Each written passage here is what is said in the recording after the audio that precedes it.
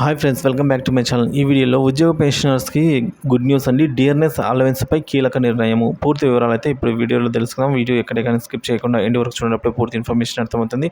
వీడియోకి ఒక లైక్ చేయండి ఫ్రెండ్స్. ఈ విషయానికి వచ్చినట్లయితే కేంద్ర ప్రభుత్వ ఉద్యోగులకు పెన్షనర్స్కు ఎన్నో రోజుల నుంచి డిఏ బకాయిల కోసం అయితే ఎదురు చూస్తున్నారు.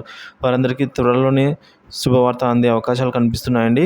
కోవిడ్-19 విజృంభణ సమయంలో 18 నెలలకు సంబంధించిన డియర్నెస్ రిలీఫ్ అలాగే డియర్నెస్ అలవెన్స్ నిధులను కేంద్రం ఆపేసింది. ఇప్పటి వరకు కూడా వాటిని అందించలేదు. ఈ ఏడాది ఫిబ్రవరి 1, 2024న ప్రవేశపెట్టిన మధ్యంతర బడ్జెట్లోనే దీనికి సంబంధించి ప్రకటన ఉంటుందని అంతా భావించారు. కానీ అలా ప్రకటన ఏమీ చేయలేదు. ఇప్పుడు మరోసారి అధికారం చేపట్టిన ఎన్డీఏ సర్కారు జూలై నెలలో పూర్తిస్థాయి బడ్జెట్ను ప్రవేశపెట్టనున్న సందర్భంగా మరోసారి ఉద్యోగ పెన్షనర్స్కు వీరంతా కూడా ఆశలు పెట్టుకుని ఉన్నారండి. సో ఇప్పుడైనా సరే ఈ బడ్జెట్లోనే రిలీజ్ చేయాలి. ఈ డిఆర్లను పెండింగ్లో ఉన్న మొత్తం 18 నెలలకు సంబంధించిన డిఆర్ సుమారుగా 2 నుంచి 1,00,000 నుంచి 2,00,000 వరకు కూడా అయితే ఒక్కొక్కరికి వారి బేసిక్ పెన్ బట్టి బకాయి పడిందండి ప్రభుత్వము.